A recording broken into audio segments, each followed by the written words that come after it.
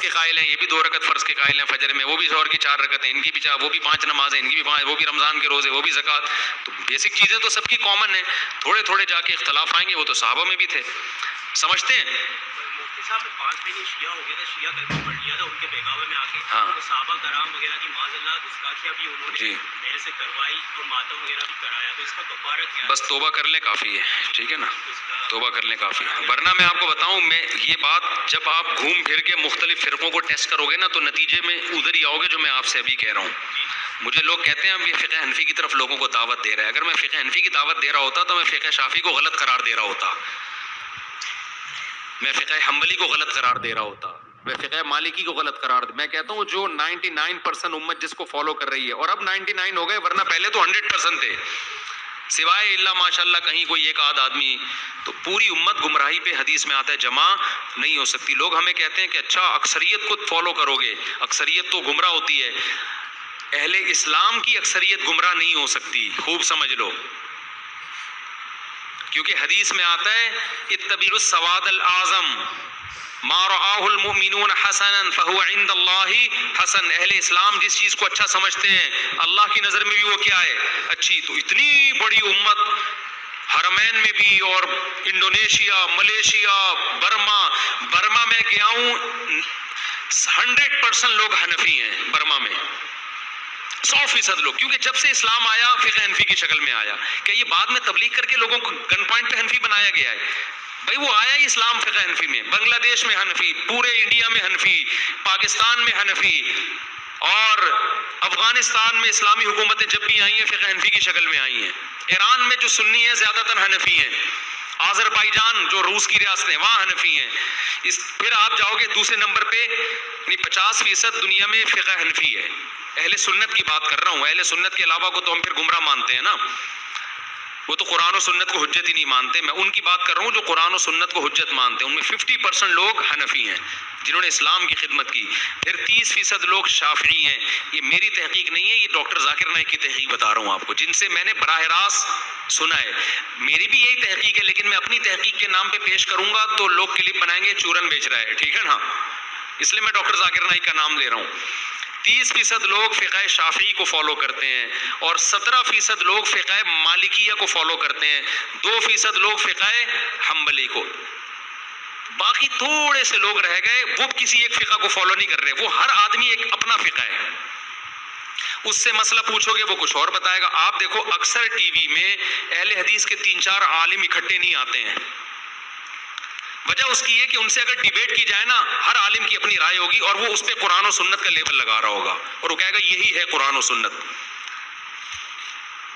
سمجھ رہے ہیں بات کو؟ آپ کسی حنفی عالم سے مسئلہ پوچھیں, پاکستان میں پوچھیں گے جواب سیم, آذربائیجان میں پوچھیں گے جواب, طلاق کا پوچھ لیں مثال کے طور پر, کوئی طلاق دے کے آپ نے مسئلہ پوچھا, 1 طلاق دی کسی نے یا 2 طلاقیں دی, آپ یہاں پوچھیں گے جواب سیم, انڈیا میں جا کے پوچھیں گے جواب سیم, آذربائیجان میں پوچھیں گے جواب سیم. شام میں عربوں میں بہت سارے فقہ حنفی ہیں, عراق میں حنفی بہت ہے, عرب میں بھی بہت حنفی ہیں. لوگ یہ سمجھتے ہیں یہ جو بیت اللہ کی چابیاں جن کے پاس ہے نا, بیت اللہ کی چابیاں جن کے بارے میں حدیث میں آتا ہے قیامت تک ان کے پاس چابی رہے گی, وہ بھی حنفی ہیں.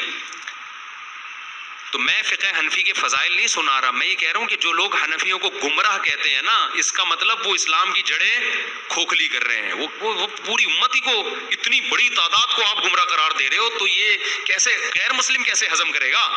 غیر مسلم کہے گا تمہارے اسلام کو 1% لوگوں نے فالو کیا, باقی سارے گھاس کھا رہے ہیں, تو ہمیں کیسے کہو گے اسلام؟ تو اتنی بڑی امت, حدیث میں آتا ہے گمراہی پہ جمع نہیں ہو سکتی.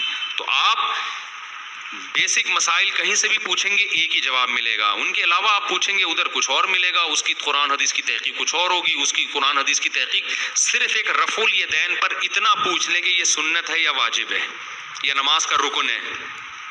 میں اہل حدیث علماء کا بہت احترام کرتا ہوں, میں ان کو اس معنی میں گمراہ نہیں سمجھتا کہ معاذ اللہ جہنم میں جائیں گے, لیکن آپ پوچھ کے دیکھیں, ایک کے نزدیک سنت موقتہ, ایک کے نزدیک مستحب, ایک کے نزدیک واجب, ایک کے نزدیک نماز کا رکن.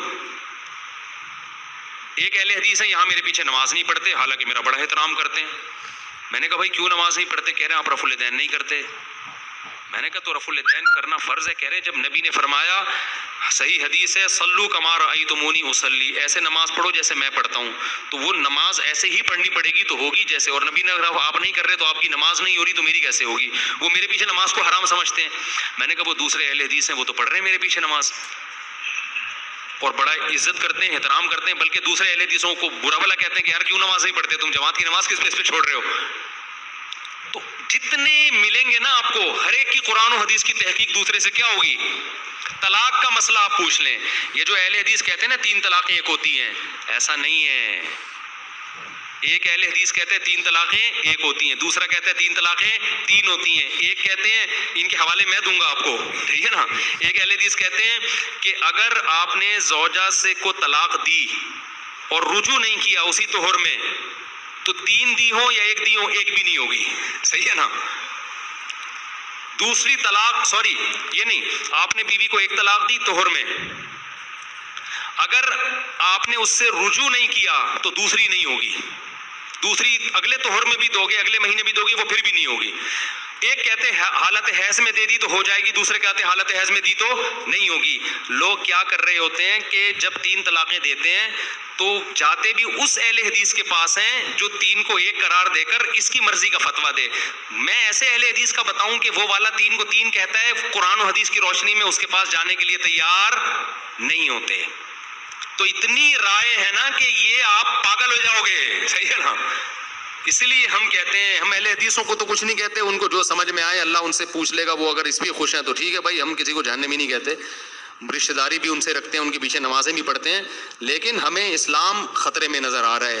اگر آپ نے ان چاروں فقہ میں سے برات کا اعلان کر دیا نا, نکل گئے, تو بریکیں آپ کی پھر کیا ہیں, فیل ہیں. پھر بھاگتے جاؤ, پھر قرآن حدیث کے نام پہ اینڈ پھر غامدیت پہ جا کے ہوگا. غامدی صاحب کا قرآن حدیث بالکل ہی الگ اسٹائل کا ہے.